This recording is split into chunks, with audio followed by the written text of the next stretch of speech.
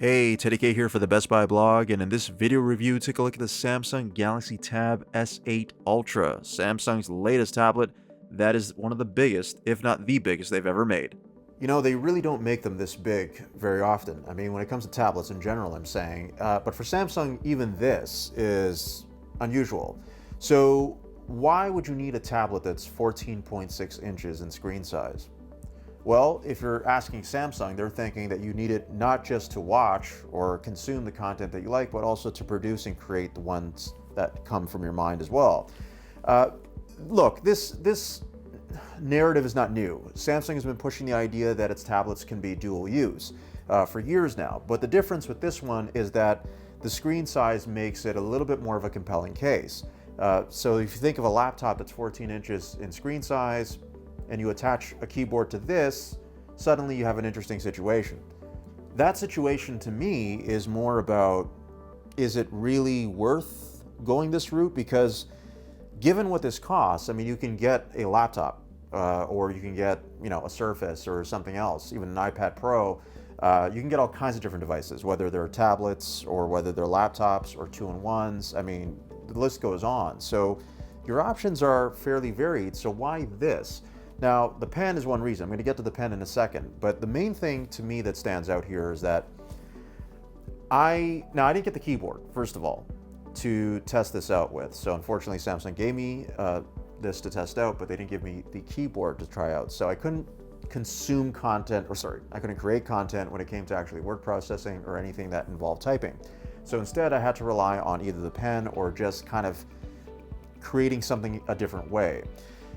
The pen is, again, not a new accessory when it comes to Samsung's tablets. We've seen it before. But again, because you're working with a larger canvas, things seem to be a little bit different. And the pen itself is even more responsive than it was before. It's so responsive, in fact, that it's actually very, very close to pen and paper. I mean, just the way the pen touches the screen and how quickly it sort of follows what you're doing, it is unique in that regard. And clearly Samsung is making it better and better with each iteration, and it's easily the best that I've seen so far. So if you are used to the S Pen, or you're coming from a device that's like 2 or 3 years old, you're going to notice a big difference, I think, between the way the pen was then and the way it is now. The pen is not a requirement to necessarily do what it is you want to do, but it's there. Of course, you could make use of, again, the screen space. If you want to split two apps together, you can do that. It's probably the best you'll get as far as multitasking. If you want to write something on an app or like on a screenshot or something like that, again, like everything that you would expect to have in a Galaxy, well, no longer the Note, but at least in the S22 Ultra, you would get here. The pen works exactly the same way, so the same features apply, which is great. And the pen has, of course, its slot in the back where you can keep it, and then it also charges, so that way its battery doesn't run out, so that you can use it whenever you need it. So Samsung kind of thought of a lot of different things, and I haven't even mentioned the internals yet. I mean, we've got the Snapdragon 8 Gen 1 processor, so the reason why I'm kind of glossing over the internal components is because they're frankly powerful enough to run whatever you want really on this. To me, the bigger challenge is more on the software side, so Android apps that may not necessarily be optimized for a screen quite this big, or you might have a situation where you want to multitask with two apps, but it doesn't seem to work as well. And then there's Dex mode, so Samsung's Dex mode, which of course gives you that desktop type experience where you can run multiple apps at one time, is great. I only kind of did a cursory glance at it because, again, without the keyboard or a mouse, like, it just doesn't feel quite the same. So Dex mode is fine, like it'll work flawlessly on here. The components are more than powerful enough for it. So I never went into this review concerned about performance, really, because I figured, okay, with the components inside, the RAM and the processing power, it's going to be fine, and it certainly was. There was no problem. On the content consumption side, I mean, how can you go wrong? Like 14.6 inches, it's a big screen. Movies are going to be great on it. Watching shows are great. I loved it for comic books. I was playing Xbox Game Pass on this. Loved that as well. It was a great screen to play on.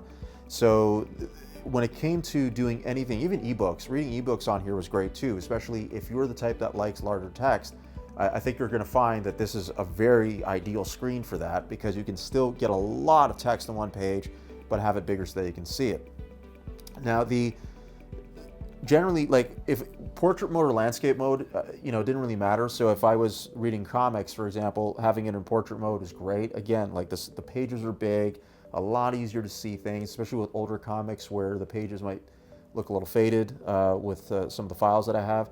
So even with Xbox Game Pass, again, you're obviously playing that in landscape, and it's just as long as you have the internet connection that can handle it, the graphics power, the graphical power, the GPU of the tablet is more than good enough to show the game for what it is. Now, granted, it's not going to be as good as your computer monitor or your TV, of course, but that's okay. That's something that you can handle, I think, when it comes to just playing a game on a display like this, as opposed to your phone. One thing I've always liked about tablets like this, or just tablets in general, especially when there's a pen, is if I'm editing photos. So if I'm using Lightroom and I want to do some very precise edits, I can do that. I just wish that there was a full version of Photoshop here. Unfortunately, there isn't on Android. So if you want to use Photoshop or something similar to that, you got to find an alternative that at least gives you more tools to work with, because unfortunately without the full version you're not getting everything, and that's where I feel like the pen's ability is lost a little bit. But hey, at least there's Lightroom, so it's not a total loss.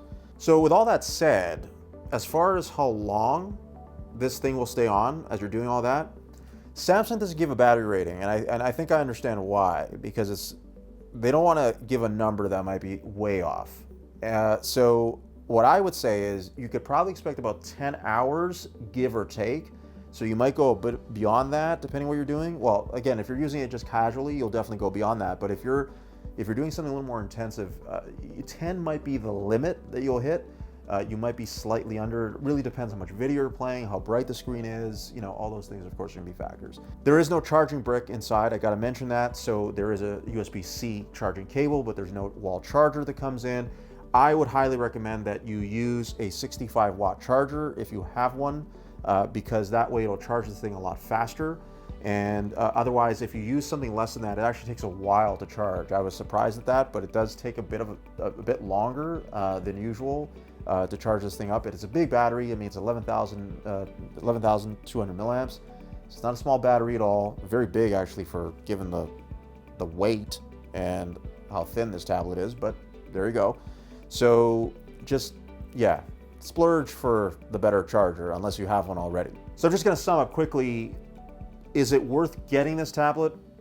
I don't know, to be honest. I think you'd have to justify what you need the screen size for, because the Galaxy Tab S8 Plus is available, and so is the regular Tab S8. So those are smaller displays, but they largely run on the same components and the same software, so you could theoretically get a lot of the same results. And they also come with a pen too. So you're getting a very similar experience with those, and I feel like the premium you're paying for here largely is about the size of the device. And that's something you'd have to justify. Like if you want a really big tablet, they don't get much bigger than this, but you are gonna pay for it though. And that's my review of the Samsung Galaxy Tab S8 Ultra. For the Best Buy blog, I'm Teddy K. Thanks for watching.